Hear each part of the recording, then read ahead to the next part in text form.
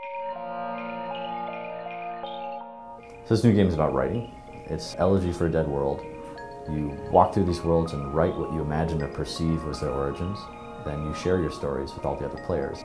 You could argue it's not a game, and I wouldn't fault you for it, but it does sort of fill that same spot of I want to be entertained and challenged, and that's what it really does bring to people.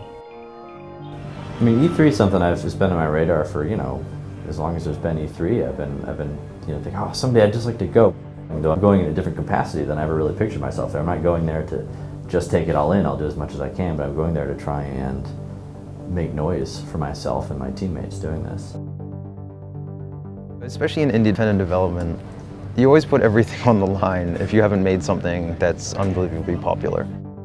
It's challenging. Being an indie developer today is turning into almost being like a musician. There's you and every other Joe Schmo who wants to be in a rock band. And so every chance we get that we get attention for what we've made is good. And any success we get from this is good.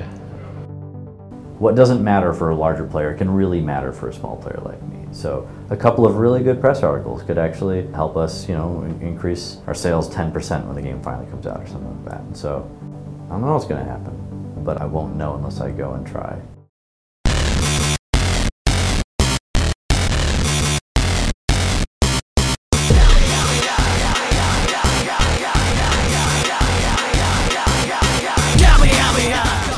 I love spectacle, and I just love to see what can you do with umpteen $1 million and umpteen million people.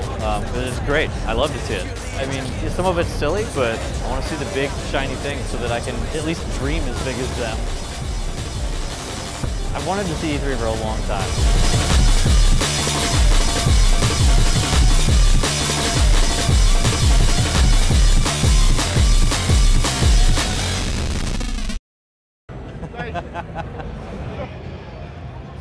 Started with the Atari 2600, which Santa left on all night, and the sound chip burned out by the time the kids woke up in the morning, and so I had to completely mute Atari 2600. Oh, there it is. Oh, yeah? Yeah, but now we need to find all the games that I had and loved and never heard, like this Pac-Man. I had Miss Pac-Man. I need to hear Miss Pac-Man. Wow.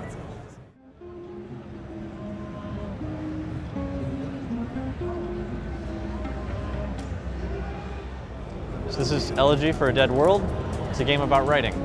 Okay. So you're going to walk through this world, and you're the only person who will ever see it. It's your responsibility to write the only account everybody will hear. You share these online with everybody, and you get to see everybody else's perspectives on the same place. People often don't feel like they can be writers. They like the idea of writing, but they don't feel like it's for them. We want people to sit down and then, 10 minutes or half hour later, feel like I wrote something. Each of these worlds is based on a specific poem by a different British Romantic poet. Okay. The whole game has this consistent feel of existential fret. I had a positive creative experience with it, and that's what I want to give people. Okay. That's it.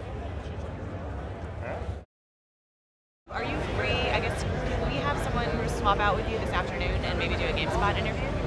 Sure. Yeah? Okay. Like would be great. Yeah.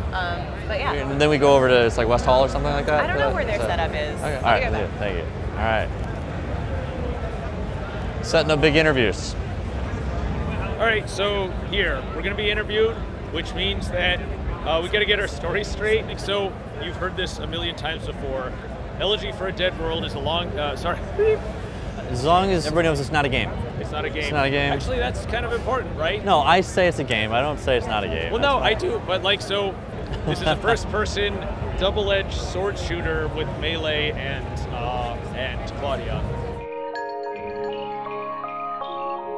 Well, I mean, the danger is that I can't afford to keep making games and I need to go get a real job. The fear is that my company folds because I couldn't convince anybody my games are worth playing.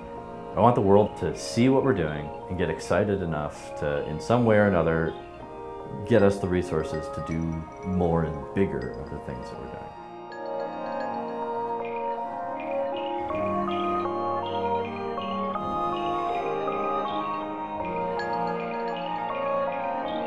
Oh, this is game thingy. Yeah, game thingy. So are you excited? This is the first time you're going to be on TV nude. You think it is. Indie developers are far-flung all around the world. So you fly some in, you have some... What do you think if we were just pantomime the whole thing? Like we refuse to speak or we're unable to? Yeah, because what if we pretended that we were like... Every question he asks, we just answer by typing in the game. Yes. Yes. Yeah. www.zingthegame.com. We'll blush. www.melodyforadeadworld.com. We don't have that. We don't have that. Quick break, get some more developers up on here, and keep talking awesome indie games. Stay with us. I gotta pee.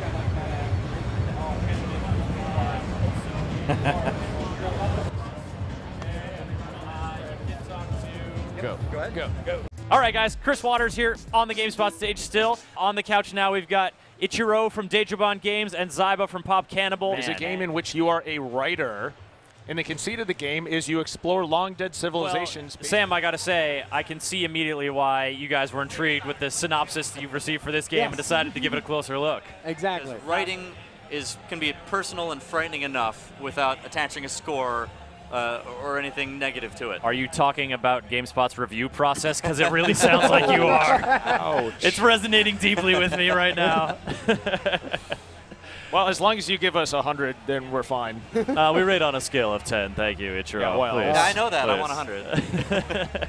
Elegy for a Dead World, certainly a fascinating way to use that interactive medium to delve into emotion like this. Thank you guys so much for coming on and sharing this with us. Thank you. Thank you. That went well. I feel like, you go to a conference, you understand it's going to be a lot of intangible returns on your investment of like who's going to like it, are there going to be articles, are the articles going to be particularly positive or well written, and I get the feeling that we are going to get a number of really positive articles out of this. Because a lot of what makes this game work is what people have to bring their own attitude to play it. They have to be in a mood to write, they have to be in a mood to imagine and want to do it. And so it's particularly important for us to have people anticipating the game, because if they get excited about writing and bring that to play the game, they're actually going to have a better time. It will be a better game if they get excited to come play it. So maybe it is more tangible. Really, it's a better game because we're here.